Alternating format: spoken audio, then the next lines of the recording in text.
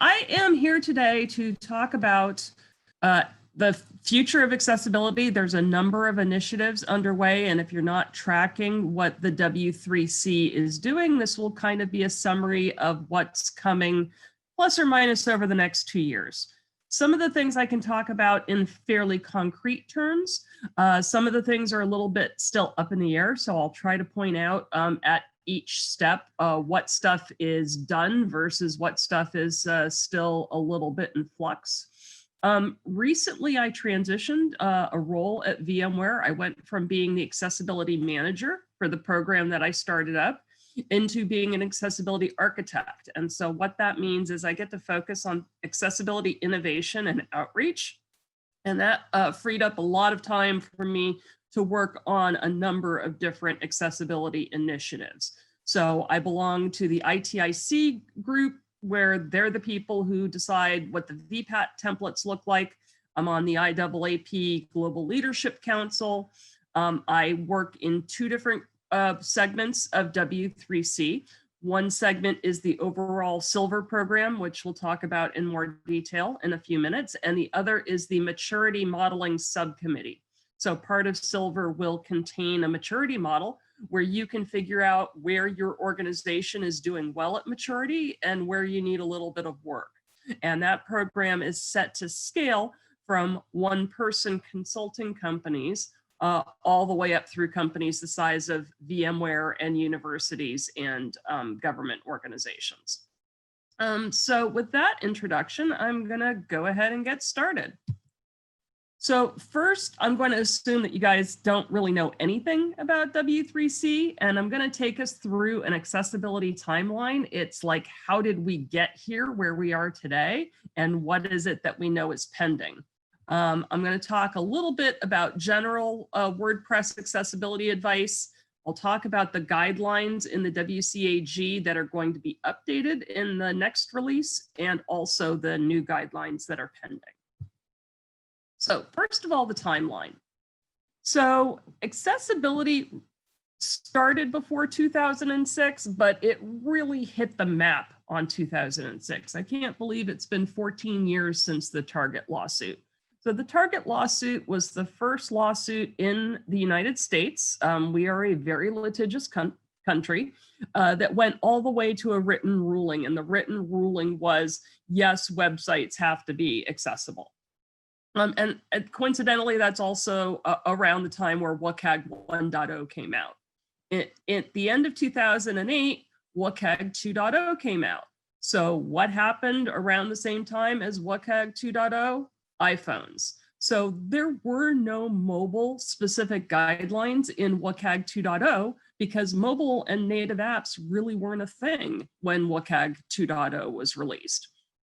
So then we had kind of a long gap where about 10 years. And then in the summer of 2018, WCAG 2.1 was released. So this was plus or minus 2 years ago. And also Section 508 merged with WCAG 2.0, which was the older version. So Section 508 is the public sector purchasing rules in the United States. And in the United States, the definition of the public sector is anybody who's spending federal money, either directly or indirectly. So that includes things like, government organizations, the military, health and human services, the TSA, but it also includes people who get money from the feds. So it's anybody who's spending Medicaid and Medicare money, which is hospitals. It's anybody that's in any type of publicly supported schools, all the way from preschool Head Start programs all the way up through public graduate programs in universities. It's all the states, it's all the municipalities, it's the civil service, the post office, the court systems, the police systems. Everything I just identified there comes under Section 508. And there are rules in 508 that say you can't buy anything that's not compliant with WCAG 2.0.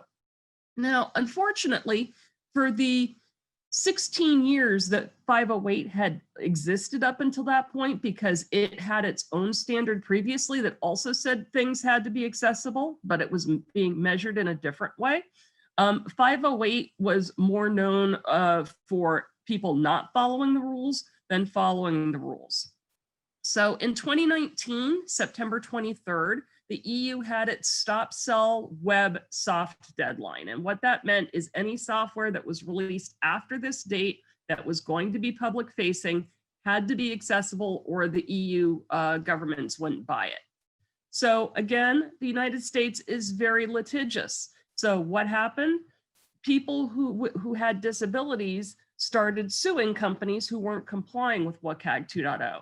And we've had 4,600 lawsuits in the last 2 years. Looking at the 2020 trends, it might have dropped a little bit, but only because the courthouses were closed for 3 months for non-emergency cases in most states. And so the trends now are back up to where they were in 2018 and 2019. 2020 will be a little bit lower overall, but only because of COVID, not because filing lawsuits is slowing down for accessibility. So initially it was the public that was suing over accessibility. I can't buy my Beyonce goods. I can't buy my NBA tickets. Now what's happening is employees are suing employers for disability discrimination over inaccessibility. I couldn't get this job. I couldn't get this transfer because you chose to buy inaccessible software. So putting the pressure on companies not only to build accessible software, but to buy accessible software. Okay, we just passed the Stop Sell Firm deadline for the EU in 2020. That was September 23rd, which was, a little bit over a week and a half ago. You are here. So that's where we are with respect to this accessibility timeline. In 2021, in Canada, AODA in particular, AODA, 2.0 AA will kick in January 1st. Up until now, Canada in Ontario has only been required to meet WCAG 2.0. And the native app piece of the European Union legislation will be taking effect. And then finally, the AG 3.0 Project Silver, and let me explain what that means. So WCAG Accessibility Guidelines, WCAG, it's a bit of a misnomer. The WC is for web content, but the guidelines are for any software. It's for native app software, whether it runs on mobile or on a desktop platform. It's for HTML-based software that uses the web. It's also for documentation. So originally they decided to drop the WC from WCAG and just call it AG, Accessibility Guidelines. For those of you who remember your high school chemistry, AG is the periodic symbol for silver. And so that's how this ended up being called Project Silver. Another thing that's coming out in 2022 is the European Accessibility Act. That will be the first extension in terms of adoption by the EU member states, where each EU member state will have had to have locally adopted the pending European Accessibility Act, and then the European Accessibility Act will be final in 2025. And that will include websites, regardless of whether or not they're public facing. So it'll be all websites. And it also includes products that have hardware components to them. So the European Accessibility Act is much broader than EN 301-549, which had these stop sell deadlines in 2019 and 2020, and then for the web, and then the apps kicking in 2021. So this is how did we get here, and where is it that we know that we're going?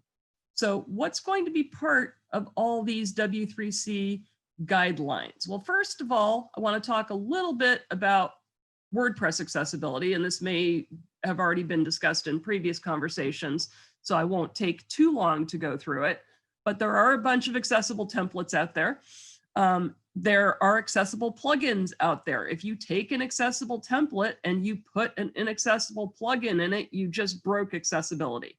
So the entire experience needs to be accessible. It's not just enough for the template to be accessible.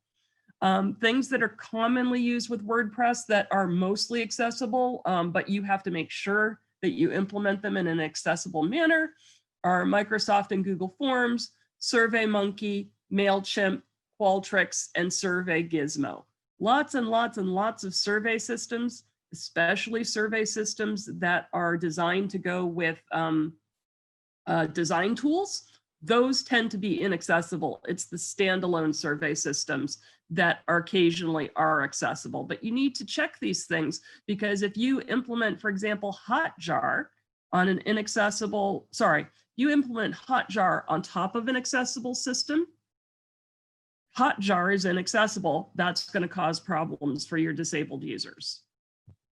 Okay, so as I said, make sure that your entire experience is accessible. That includes the surveys, the communications. You want to have an accessibility email address where people can send in comments or complaints.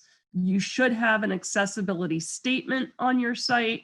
You need to make sure that your customer support can handle people who are contacting you using assistive technology. That usually means you want to have 2 modes of customer support, one that's voice-based, one that's not voice-based. At a minimum, if you're a teeny tiny company, email is going to be the most accessible customer support. My deaf daughter will rarely pick up the phone and call people through a relay service because it's just too slow and aggravating for her. You want to make sure your social media posts are accessible. That means use captioning and described audio for your any videos that you're posting when necessary. But don't use an accessible WordPress template and then partner with inaccessible vendors because you can't call yourself accessible anymore at that point. So the first thing that's coming, and it's already somewhat released, is COGA. And COGA stands for Cognitive Accessibility. So before I get too far into COGA, I'm going to talk about the W3C process overall for doing updates. First, they charter a task force. And so there is a COGA task force. Every task force has a charter. That means it has a very specific focus list of things that that task force is allowed to research and publish guidelines are. Then the second thing they do is they solicit volunteers. W3C is largely a volunteer-driven organization. There are some permanent employees, but I would say probably 3/4, if not more, of every task force is volunteers. You can join at any time, and that is a hint. If you go to the W3C website, you can set yourself up an account and you can request to volunteer for a particular task force. Then there's this, what seems to be sometimes endless series of meetings that includes drafting new guidelines. And in the end, there is a vote amongst the task force to decide whether or not the guidelines should be presented to the public. That is a system that was set up because the task force are large enough that you're not going to be able to make all the people happy all the time. And everybody has their own perspective. I am participating as a person who works for a super large public sector, not public sector, super large private sector tech company. Other people who belong to the task force work for small consulting companies, large consulting companies, accessibility specific companies. We have people who who work for banks, who work for Google, who work for Amazon. So there's a lot of different voices on the task force, and not everybody is going to be happy with the end result all the time, which is why there's a vote. Okay, so we repeat number 3 as many times as necessary to get something that we feel is good enough to release to the public. So right now, if you want to join the Silver Task Force, you have to commit at least 6 hours a week of time to the meetings that are happening and the outside drafting homework that you may be assigned after you feel that your skills and your integration is at a good enough level that you can participate in some of that work. Okay. Then what happens is something called a first public working draft is released. Sometimes additional information is released as well. For example, there is a note that's currently been published about the challenges of applying the W3C guidelines to SaaS, to cloud-based software that don't have monolithic releases, that are releasing little teeny tiny updates all the time. So some things are notes, but some things are, there's definitely always a first public working draft. Then there's a comment period where people can submit in the public, non-volunteers can submit comments, and we loop back to number 3. So we take the comments, we have more meetings, we decide whether or not we're going to update what we published in the first public working draft, and then we vote again. Once that is done, then we have the second public working draft. So this will be an updated version that contains comments integrated that were decided to be included. You know, again, a comment period, obtain comments from the public, loop back to number 3. So you can see lots and lots and lots of meetings. And then the standard becomes final. So this is what we're working on right now with WCAG 2.2, Silver, and COGA. All 3 of those are in the middle of these processes. And then after the standard becomes final, it's outside of W3C's control, but it does get incorporated into laws, lawsuits, and settlements. It took 4 months from the time that WCAG 2.1 was released until we saw it in the first settlement agreement. So that was really, really fast. Most of the time you'll see that companies that are entering into settlement agreements get about 18 months from the time that the settlement agreement was executed until they have to be compliant with what's in the settlement agreement. But it can be shorter because the settlements are purely within the control of the company that got sued and the people who sued them, the plaintiffs and the defendants effectively. Okay, so looking at the Cognitive Accessibility Task Force, it's a joint task force between the Accessible Platform Architectures Group and the Silver Group, the Web Content Accessibility Guidelines. We call that AGWIG. So they are producing a whole ton of documentation and guidance documents and research and updating all W3C material that addresses issues that are in the cognitive space. So what's in the cognitive space? The cognitive space includes things like neurodiversity. So that would be attention deficit disorder, dyslexia, dyscalculia, anything related to autism or Asperger's. It also includes traumatic brain injury. It includes memory loss. It includes dementia. Basically anything that your brain, where it might not be functioning at 100%, either for temporary reasons, such as situational depression, for example, or chemotherapy side effects, all the way to permanent disabilities. And the permanent disabilities can either be acquired, such as traumatic brain injury, that's always an acquired disability, or they can be congenital, like Down syndrome. And I have put in a link. Everything that you see that's blue and underlined in this deck is a link. And so that is the link to the current COGA publication. And the current COGA publication, in turn, is being used to inform new guidelines that are going into WCAG 2.2 and Silver, WCAG 3.0. Okay, sorry, I got a little bit ahead of myself. So this is what disabilities does COGA focus on? Aphasia. I always forget that one. So that's my own cognitive issue. These are the lists of all the disabilities that COGA covers.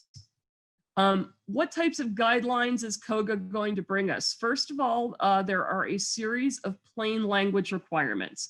You want to make sure that you're using language in your website, so content for all intents and purposes, that is at the level of your reader.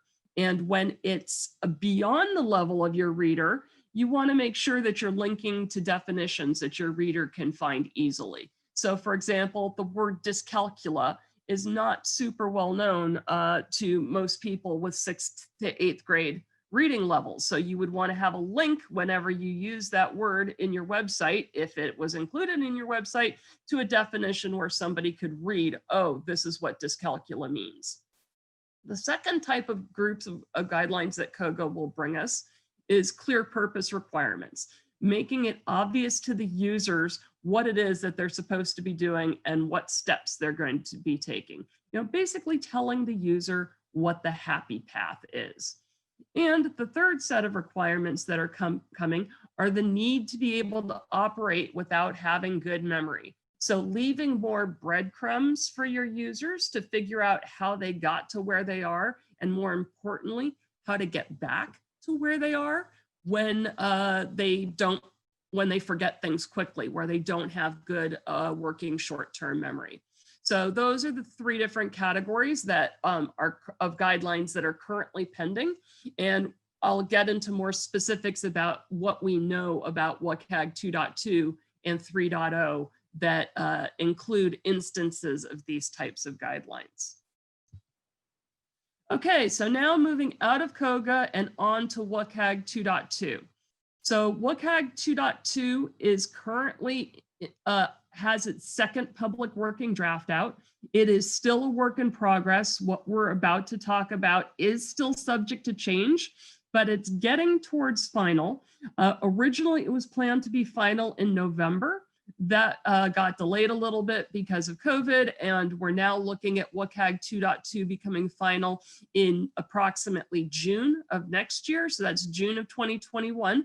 And if you add the standard 18 months to when that 18 months is not a W3C, you have to implement this in 18 months guideline.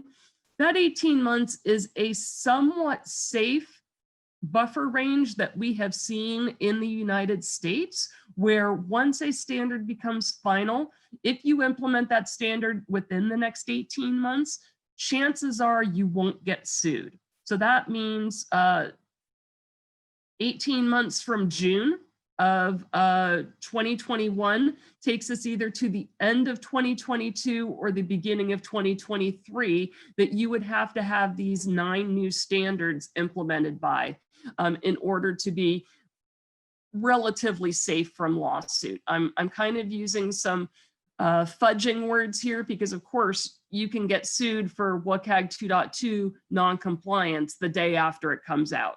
But that's not really reasonable, but reasonable doesn't always factor into United States litigation. So 18 months is typically the amount of time before you start to see the new standards reflected in laws and lawsuits.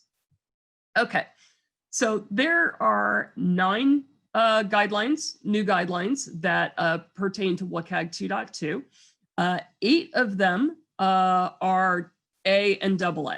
So I'm not going to cover the AAA guideline. I have a link to it in the references section, but typically people don't implement AAA guidelines. They're fairly restrictive, especially with respect to colors, the AAA guidelines in general. And in the US in particular, AA is the standard that everybody seems to have adopted. So the focus here will be on the 8 new guidelines that are either A or AA. And you can see I've mentioned in the link in each of these slides whether it's an A or AA requirement. So the first new guideline is focus appearance. So this guideline is related to 2 other guidelines pertaining to keyboard focus indicators. One of the guidelines is 2.4.7, which is that you have to have a focus that's visible. And one of the changes in WCAG 2.2 is that guideline in particular is moving from AA to A. So A is the deal breakers. If you don't do this, you're making it not work for a whole ton of people with disabilities. AA is you're making it hard. So that's kind of the distinction between the 2. So the other guideline that this is referencing is 1.4.11, which is non-text contrast. So all 3 of these combined relate to how you treat keyboard focus indicators for actionable objects. Okay, so the summation of all 3 of the guidelines put together, so not just the new one, but all 3 of them, you have to have a keyboard focus indicator, non-negotiable. That comes from 2.4.7, which, as I mentioned, is moving from AA to A in terms of requirement level. The keyboard focus indicator has to have a contrast of 3.0 to 1 at all times. That comes from 1.4.11, which came out with WCAG 2.1. And then finally, the focus indication area has to be thick enough to be able to see. So the first requirement in 2.0 was you have to have an indicator. The second requirement in 2.1 was, oh yeah, you have to be able to see the indicator. You have to have enough contrast. The addition that they've made in WCAG 2.2 is you really have to see the indicator. So it added an aspect of thickness. So it either has to be at least 8 CSS pixels on the short side, or it has to be 1 CSS pixel all the way around. You can't make it any smaller than that. You really don't want to make it dashed, okay? So people have gotten creative in trying to be compliant compliant with the letter of the guideline without being compliant with the spirit of the guideline. The spirit of the guideline was people like me with glaucoma who are keyboard only users need to be able to see the darn keyboard focus indicator.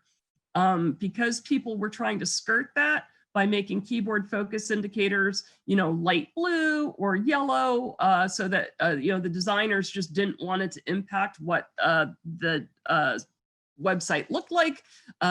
So then we added the darkness requirements, the contrast requirements. Then designers tried to use fancy patterns to, again, make it not so visible. And so now the guidelines have specific rules about thickness. So that is the first new guideline that's coming with 2.2, and also the related change to 2.1, making the keyboard focus indicator requirement moving from AA to A. Okay, and then finally, the keyboard focus indicator can never be blocked by content. You'll see that that is a trend that started in WCAG 2.1 with guidelines pertaining to popovers, and it's being extended into over the keyboard focus indicators that you can't block a keyboard focus indicator with a popover or with a dialog box or something that's just going to make it really hard for the keyboard user to be able to see it. Okay, the next guideline that's being added is what are called fixed reference points.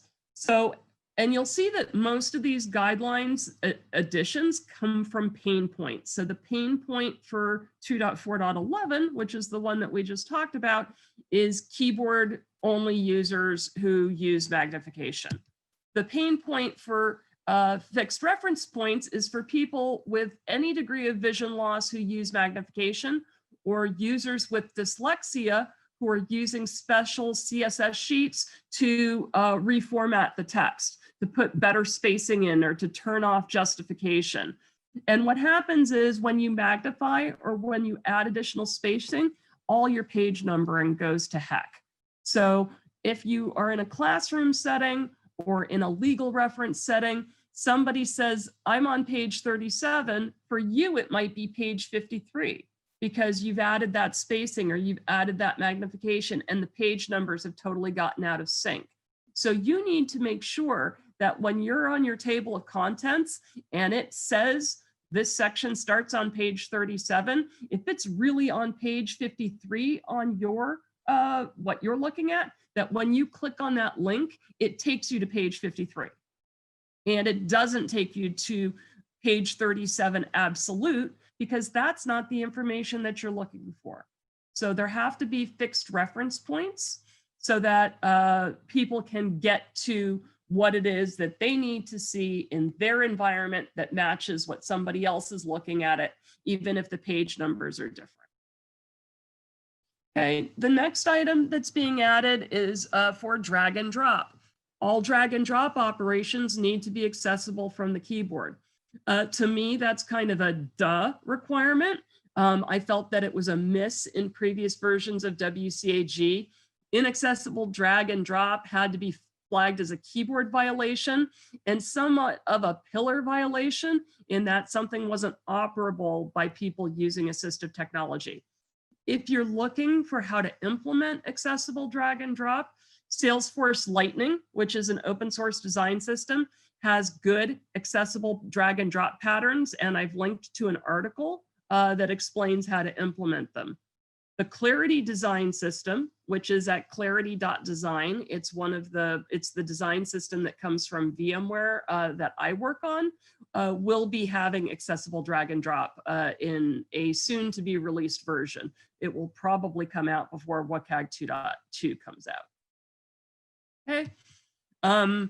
And each one of these items, I think I may have mentioned it, but just in case I didn't, these are all links to the currently proposed text. You can see that there will be comments in that saying open issues that need to be addressed. I've just tried to translate the spirit of the requirement into English on these pages.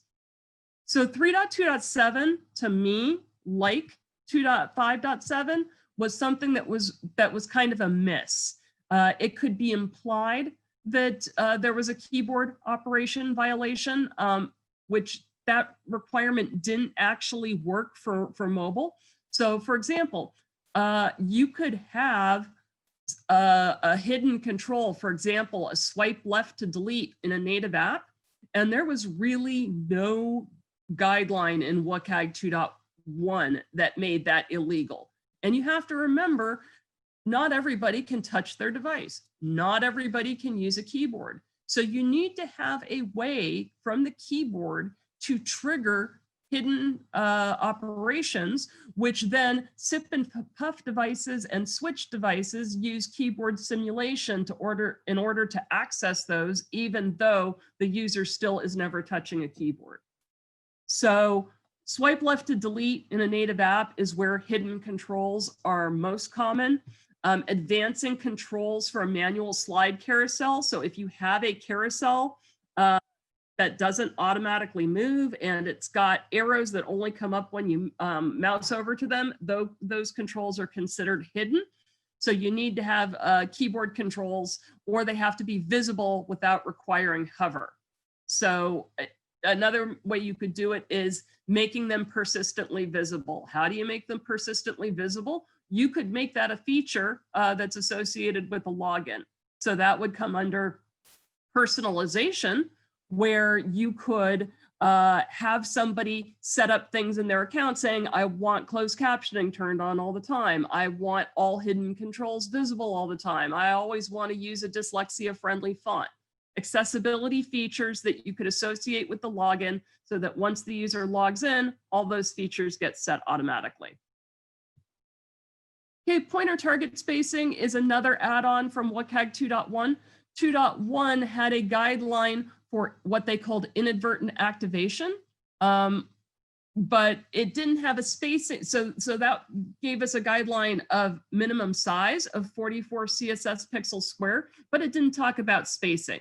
Okay, so this addresses the spacing requirement. So it expands on the 2.1 requirement pertaining to the size, and also in this was one thing that really frustrated me in 2.1. I lost the vote on this one. Originally, it was proposed to be a AA requirement, and the minimum touch target size became a AAA requirement, which meant really nobody was obligated to implement it. This pointer target spacing guideline is a AA requirement, so people will be obligated for the most part to implement it. Okay, then there are 3 new guidelines in WCAG 2.2 that pertain to silver.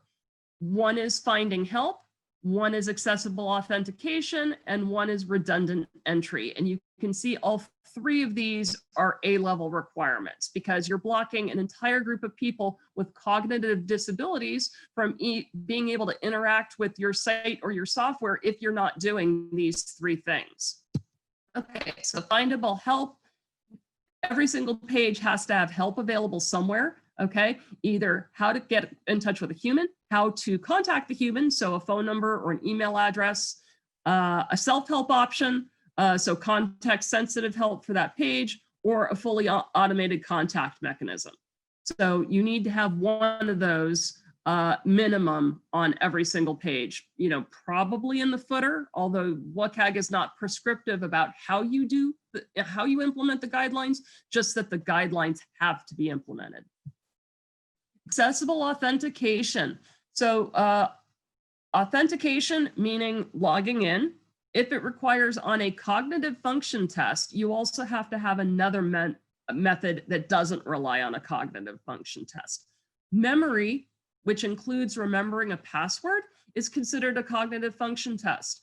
So that means that to be compliant with WCAG 2.2 at the A level, you're going to have at least 2 methods of being able to log in.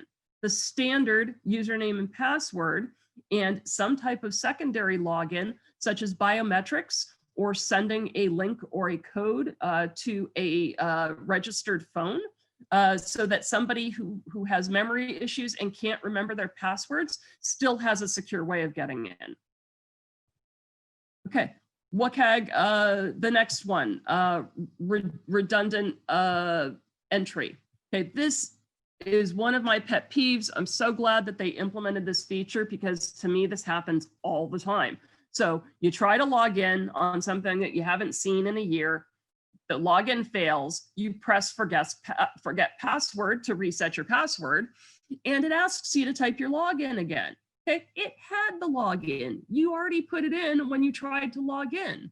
The website had the information, but it's making you type it in twice. It takes a long time for people with disabilities to enter in things, especially when they're using assistive technology. So making people type things twice is not satisfying the spirit of being accessible.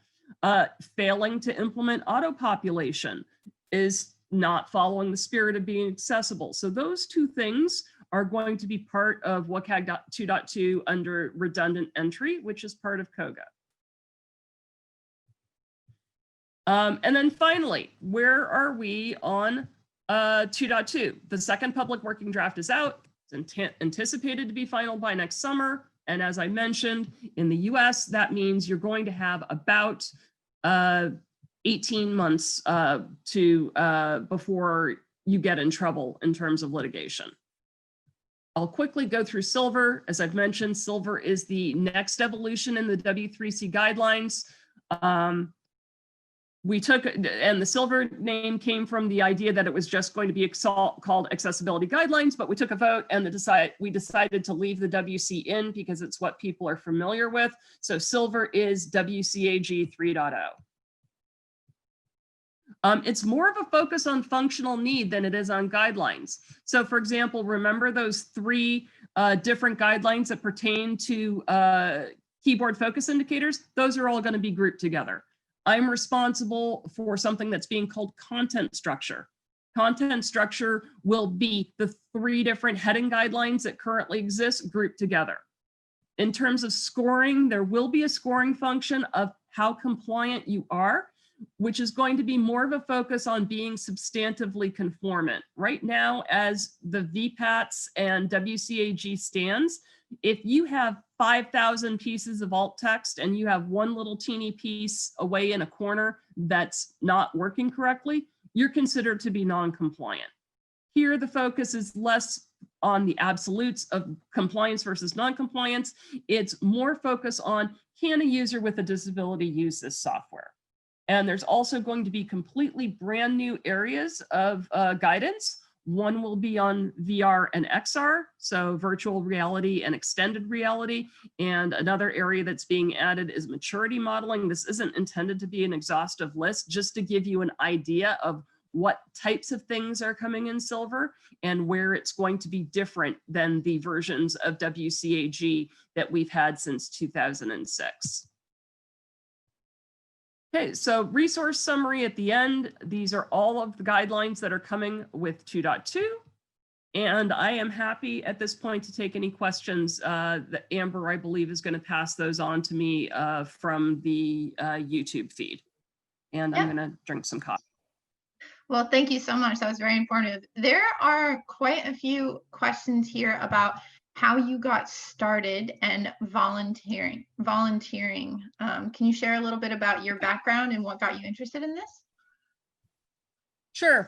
So I'm what I like to call really overeducated. I started off, let's just say more than 3 decades ago with a degree in computer science. I went to Cal in the early 80s.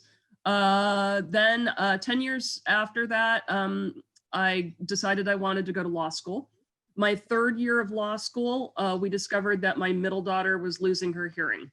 She had a progressive hearing loss. So I had intended to go the anesthesiology of law, which is intellectual property, especially because I live in Silicon Valley. I was doing things like trademarks and copyrights and patents. I ended up going into advocacy for the deaf instead. And so I did that for 8 years. And then basically put myself out of business because I was suing insurance companies for failing to provide equal treatment for deaf patients. And I won a class action lawsuit against Blue Cross, and everybody folded. And I was doing it through a nonprofit anyway, so it wasn't exactly like I was making money hand over fist with these lawsuits. So I needed to pivot again.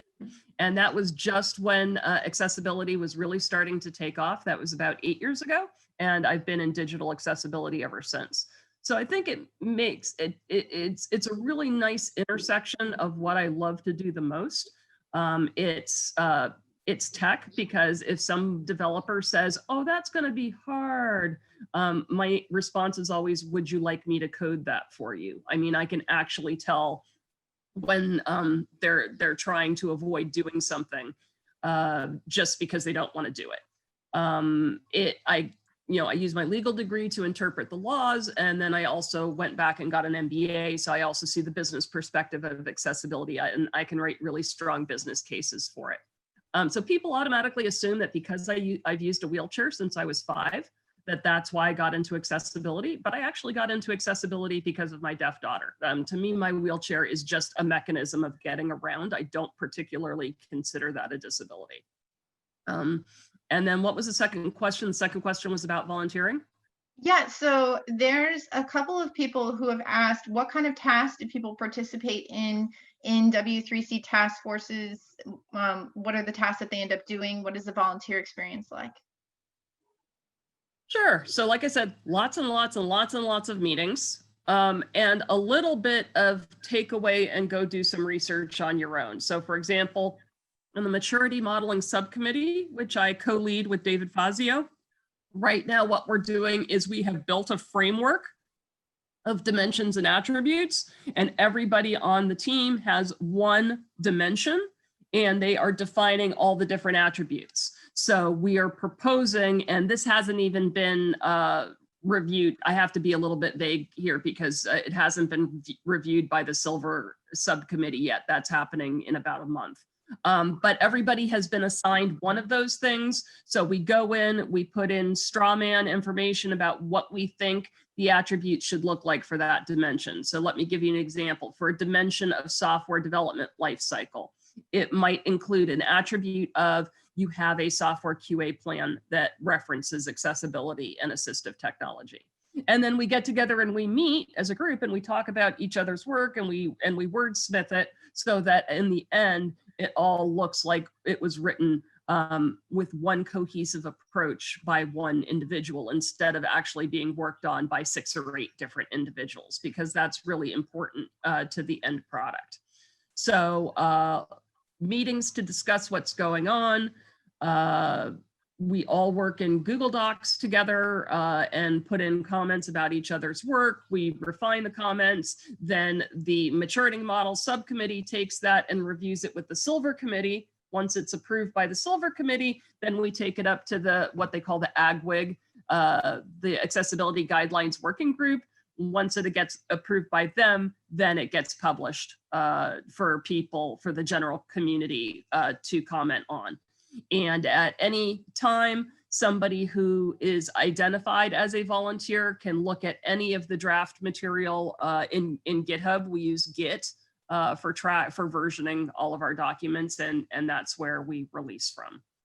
So hopefully that answers your question. And like I said, the first minimum time commitment is, yeah, that's right. No, minimum time commitment is probably practically about 6 hours a week. Okay. It's not for people who just want to pop in now and then and see what's going on. It is definitely a significant amount of time. Good to know. What's the best way? Someone asked, what's the best way to build yourself into a WCAG expert? What's the best way? So I would say for starters, IAAP, the International Association of Accessibility Professionals, has 2 certification programs right now, and they're about to add several more.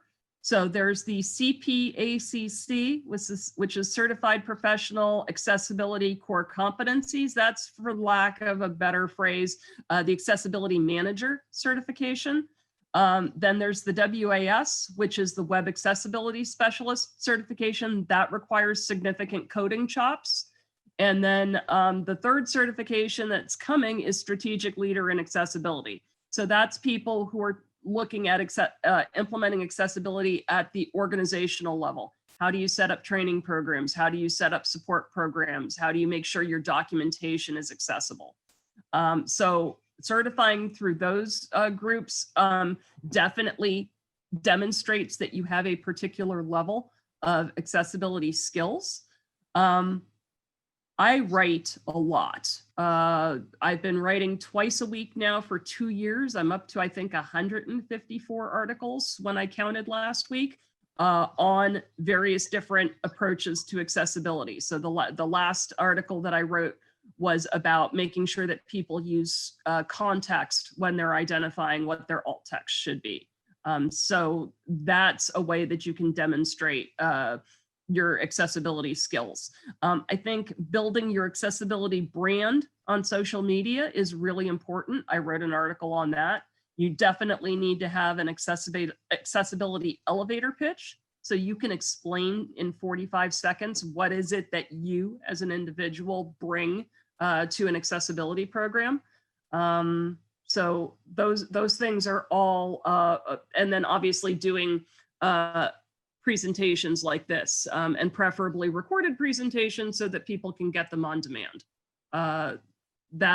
So I submitted 7 presentations to 7 different conferences a couple of months ago. Usually about 50% of my presentations get accepted. For some reason, 6 out of 7 got accepted. So I've been really busy giving talks this month. But that's another aspect to building your accessibility brand, people being able to watch recorded presentations. Well, we really appreciate you coming and sharing all the information with us. Those are all the questions we have time for today, but I'm sure that if you have additional questions, you can reach out to Sheri via the information that she has shared on the slides or via her Medium blog. Don't forget to attend the next talk. Oh, yep. Oh, sorry. I was just going to say, drop me on LinkedIn. That's the social media that I pay most attention to, or put a note in one of my articles on Medium. Okay. Well, thank you so much, Sheri.